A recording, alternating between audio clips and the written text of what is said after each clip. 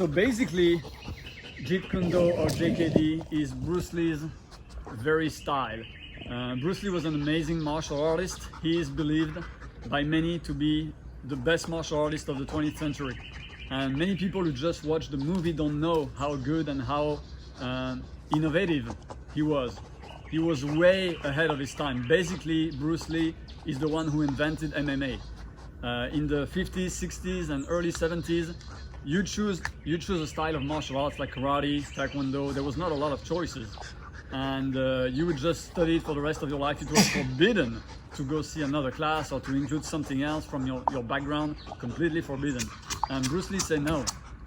There are things that I'm interested in Western boxing. There are things I'm interested in Kali. There are things I'm interested in other styles of Kung Fu. So I want to be able to use what's useful for me and to reject what is useless. So that was his main idea. Basically, Bruce Lee was a street fighter before he was a martial art practitioner. When he was young, he was in a lot of trouble in Hong Kong. He was in a gang and a lot of street fights, arrested by the cops many times. And at some point, he decided to learn Wing Chun, a southern Hakka style of martial arts. He trained with Yip Man, who is a very famous Wing Chun instructor in Hong Kong. Yip Man was actually not famous at all before he taught Bruce Lee. He became famous because he was Bruce Lee's teacher. But before Bruce became famous, Yip Man was very good, an amazing history, an amazing man, but not very well known. And the proof of that is when Bruce died in Hong Kong in 1973, there were millions of people on the street, millions. It was like crazy. When Yip Man died, nobody knew it. It was not even in the newspaper. Bruce Lee was in Hong Kong when Yip Man died and he didn't hear about it. He couldn't show up at the funeral and he was very pissed about it because none of Yip Man's students told him that Yip Man passed away, but it was invisible, nobody knew it. So Yip Man was not famous before Bruce Lee. He became famous because he was Bruce Lee's teacher. So Bruce Lee started learning Wing Chun under Yip Man and Wong Chun Leung when he was about 13 years old.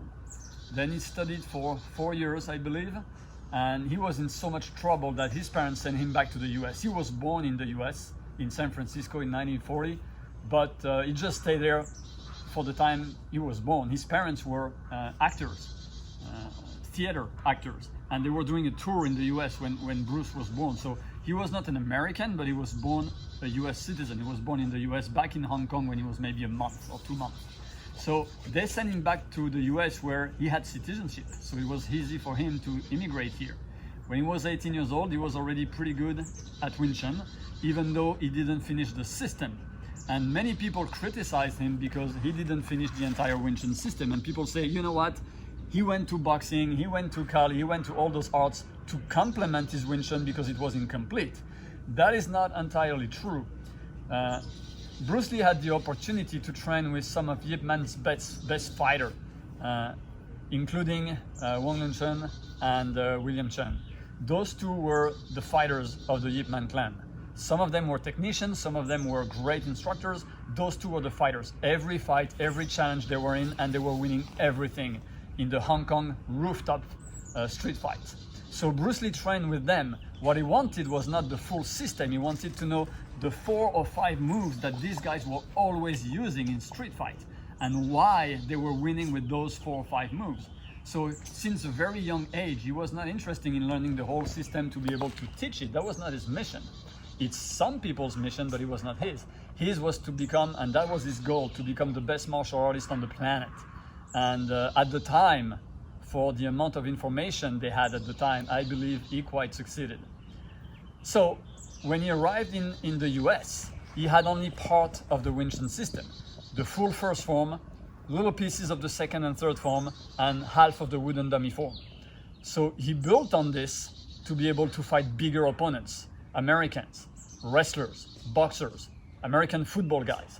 And the pure traditional Wing Chun system, he felt, I don't know if it's true or not, he felt that was not efficient enough against bigger guy in a completely different environment than what he was exposed in Hong Kong.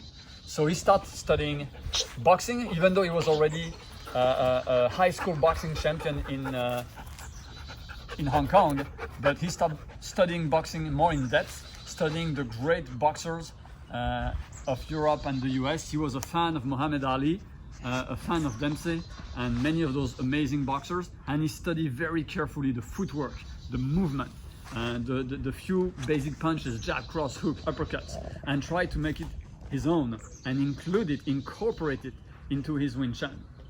There are 3 periods of times in Bruce Lee's life in the US. And those 3 periods, those 3 eras are critical to understand Jeet Kune Do and what it is that we learn and teach today.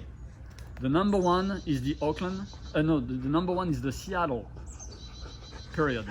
The second one is the Oakland, California, and the last one is the Los Angeles, Chinatown era.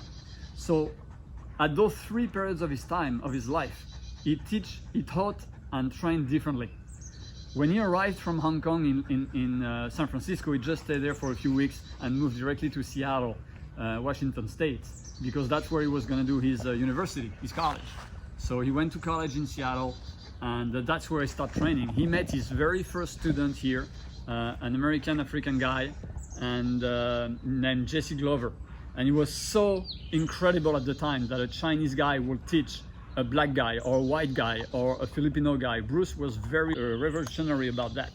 It was almost forbidden in the Chinese clan, in the Chinese Kung Fu clan, to teach non-Chinese. And Bruce didn't care. He taught anybody who wanted to learn.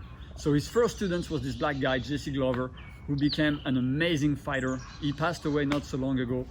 I've never met him, but I've met some of his students, and everybody says he was absolutely amazing. And it's one of my regrets is not to have met him before he passed.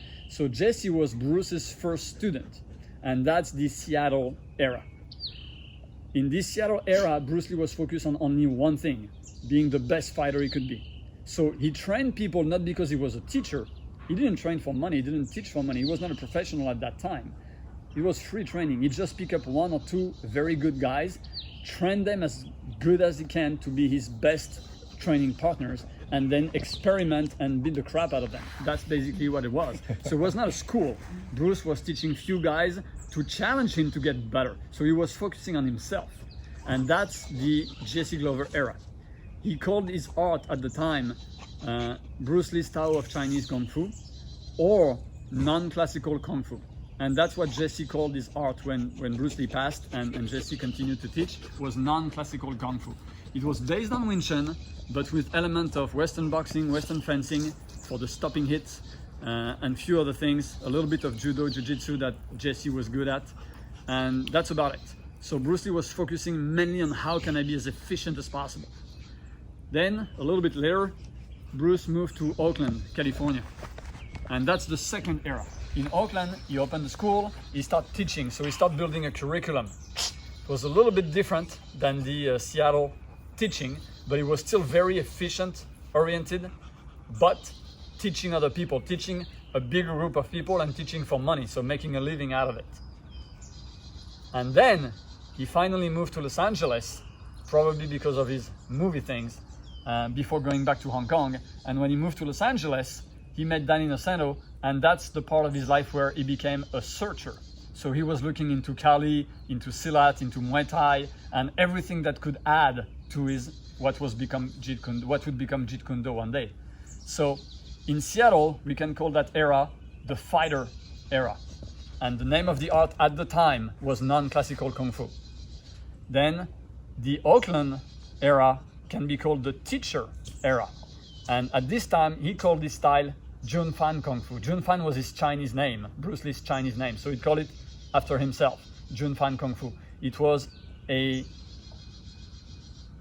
improvement, according to him, of his Wing Chun background with some boxing and some Western fencing. And then in Los Angeles, he decided to call his art Jeet Kune Do, the way of the intercepting fist, because the primary weapon in his Jun Fan Kung Fu was to intercept the guy as fast as possible and finish the fight as fast as possible. So that's why he finally finalized his art with the name Jeet Kune Do. In Los Angeles, it was the Jeet Kune Do / research era.